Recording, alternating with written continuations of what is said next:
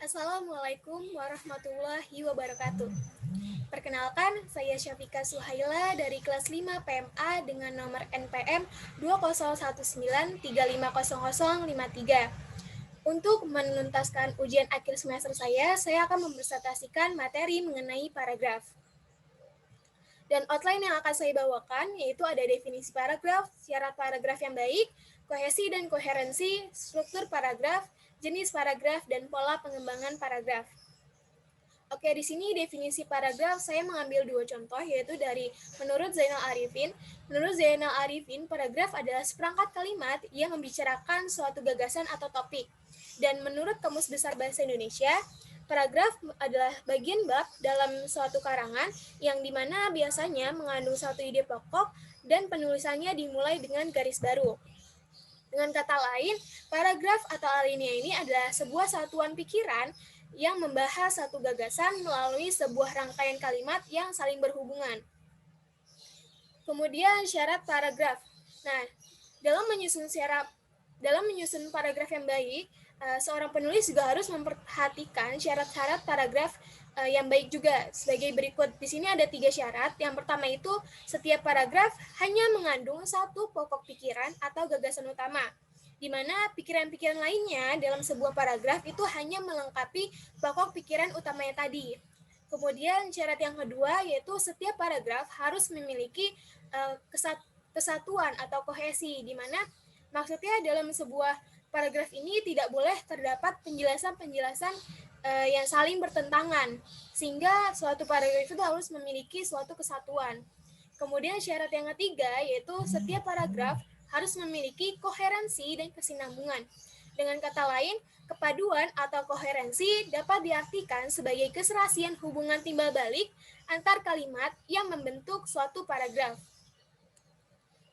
Nah, kemudian kohesi dan koherensi itu apa sih? Jadi kohesi ini merupakan di mana suatu paragraf memiliki hubungan antar unsur dalam kalimat. Kemudian sedangkan koherensi yaitu di mana suatu paragraf ini memiliki kepaduan antar bagian-bagiannya dalam ide, pikiran, atau gagasan. Nah, kemudian struktur paragraf. Struktur paragraf ini dibagi menjadi 3. Yang pertama ini alinea pembuka. Alinea pembuka adalah alinea yang diletakkan pada awal tulisan. Nah, di dalam artikel ilmiah untuk jurnal, misalnya alinea pembuka ini diletakkan sebagai di alinea awal bagian pendahuluan setelah judul, abstrak, terus dan nama penulis. Dan sedangkan di dalam laporan penelitian, skripsi, atau tesis, alinea pembuka ini berada di bagian awal tiap-tiap bab.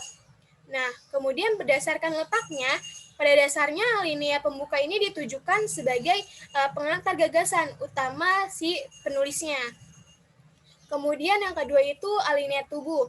Setelah berhasil menyusun alinea pembuka, nah tugas si penulisnya ini berikutnya untuk menguraikan gagasan utama yang terdapat di dalam alinea pembuka tersebut ke dalam alinea ke berikutnya atau alinea tubuh. Nah, yang ketiga ini alinea penutup.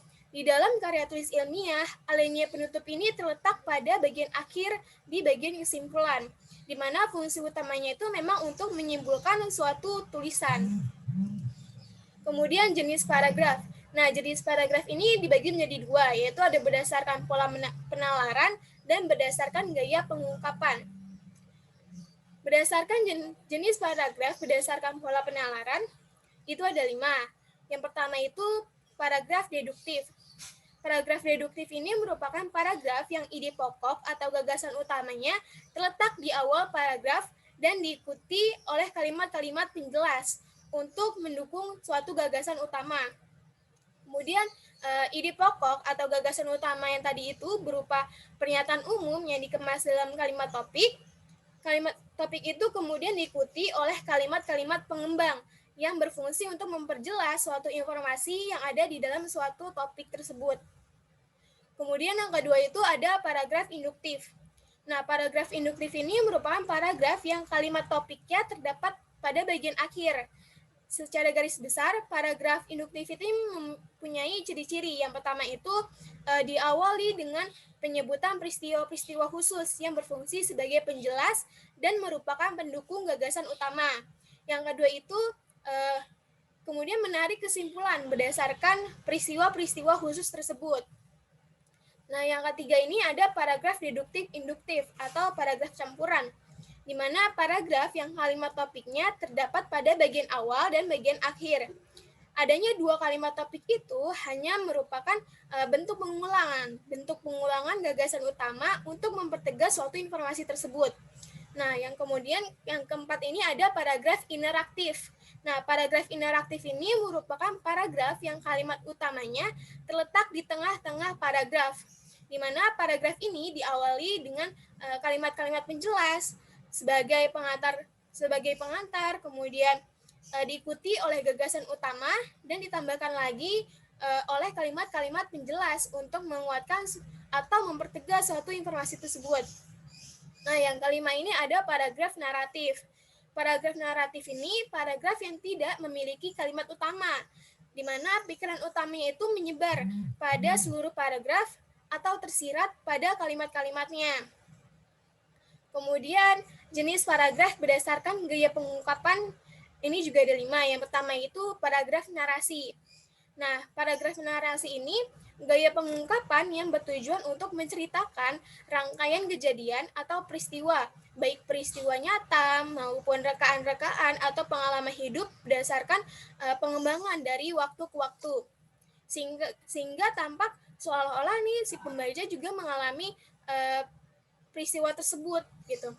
Dan paragraf narasi ini juga untuk memberitahu si pembaca atau pendengar tentang sesuatu yang diketahui atau dialami oleh si penulisnya sendiri. Kemudian paragraf deskripsi. Nah, paragraf deskripsi ini paragraf yang isinya menggambarkan suatu objek atau suatu keadaan sejelas-jelasnya dengan melibatkan kesan indera, di mana paragraf ini bertujuan untuk memberikan kesan kepada pembaca terhadap suatu objek, gagasan, tempat, peristiwa, dan semacamnya yang ingin disampaikan oleh si penulis sendiri. Di mana melalui pengesanan ini, si pembaca itu seolah-olah berada di suatu tempat dan dapat melihat, mendengar, meraba, mencium, atau merasakan apa yang ditulis dalam paragraf tersebut. Nah, yang ketiga ini paragraf eksposisi. Nah, paragraf ini bertujuan untuk menginformasikan sesuatu untuk memperluas pengetahuan si pembaca, di mana paragraf ini dapat bersifat ilmiah atau non-fiksi. Dengan sumber untuk penulisan ini dapat diperoleh dari hasil pengamatan, penelitian, maupun pengalaman. Kemudian yang terakhir, yang keempat, ada paragraf persuasi, yaitu paragraf yang berisi ajakan, persuasi ajakan. Paragraf persuasi bertujuan untuk membujuk pembaca agar mau melakukan sesuatu sesuai dengan keinginan si penulisnya. Agar tujuannya itu dapat tercapai, si penulis juga harus mampu menyampaikan bukti dengan data dan fakta pendukung tersebut juga. Kemudian yang terakhir, paragraf argumentasi. Paragraf argumentasi ini bertujuan untuk membuktikan pendapat penulis agar pembaca menerima pendapatnya. Nah, pendapat tersebut ini disampaikan dengan disertai penjelasan dan alasan yang kuat serta meyakinkan agar pembaca juga itu bisa terpengaruh oleh tulisan tersebut gitu. Dan dasar tulisan dari paragraf ini itu adalah berpikir kritis gitu dan logis berdasarkan fakta-fakta yang dapat dipertanggungjawabkan oleh si penulis tersebut. Nah, di mana fakta-fakta tersebut juga dapat diperoleh dengan berbagai cara, yaitu bisa melalui bahan bacaan, bisa melalui buku, majalah, surat kabar, maupun internet, dan juga bisa melalui wawancara atau penelitian maupun pengamatan langsung melalui observasi. Oke, yang kemudian ada pola pengembangan paragraf. Nah, pola pengembangan paragraf ini dibagi menjadi 7. Yang pertama yaitu kronologi. Kronologi atau alamiah ini disusun menurut susunan waktu dan pada umumnya pola ini dipakai dalam paragraf naratif.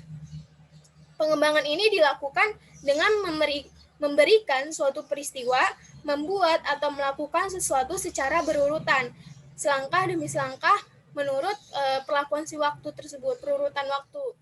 Nah, beberapa kata yang dapat digunakan sebagai penanda perturutan waktu antara lain pertama-tama, bisa juga mula-mula, kemudian sudah itu, selanjutnya, maupun akhirnya. Kemudian klasifikasi. Nah, klasifikasi ini merupakan pengelompokan sesuatu berdasarkan kesamaan dan perbedaan sifat, ciri, maupun karakter. Yang ketiga yaitu definisi. Nah, definisi ini digunakan apabila seorang penulis bermaksud menjelaskan suatu istilah yang mengandung suatu konsep dengan tujuan agar pembaca memperoleh pengertian yang jelas dan mapan mengenai hal yang ditulis. Kemudian yang keempat itu ada analogi. Nah, analogi ini merupakan pengembangan paragraf dengan ilustrasi yang khusus, di mana dalam pengembangan ini diberikan suatu contoh gambaran yang berbeda, tetapi mempunyai kesamaan baik berupa fungsi maupun Nah, untuk menjelaskan kepada pembaca tentang sesuatu yang tidak dipahami dengan baik.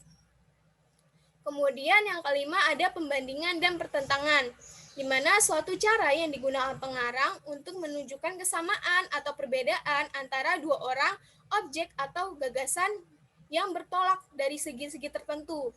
Nah, adapun yang dapat dibandingkan atau dipertentangkan dalam suatu hal ini adalah dua hal yang tingkatnya sama. Kedua hal itu mempunyai persamaan dan perbedaan sehingga dapat dipembandingkan dan dipertentangkan. Kemudian ada yang keenam ada sebab akibat. Nah, sebab akibat ini mengandung suatu paragraf yang mungkin berupa satu sebab dan banyak akibat atau banyak sebab dengan satu akibat. Di mana sebab dapat berfungsi sebagai pikiran utama dan akibat sebagai pikiran penjelas atau dapat pula sebaliknya. Nah, yang ke-7 ini contoh. Nah, contoh ini digunakan untuk memberikan penjelasan kepada pembaca karena gagasan utama pada kalimat topik itu masih dianggap terlalu umum sifatnya. Sehingga dalam kalimat penjelas, gagasan utama ini dalam kalimat topik itu diuraikan dengan memberikan contoh-contoh yang konkret. Sekian, terima kasih dari saya untuk penjelasannya. Terima kasih. Wassalamualaikum warahmatullahi wabarakatuh.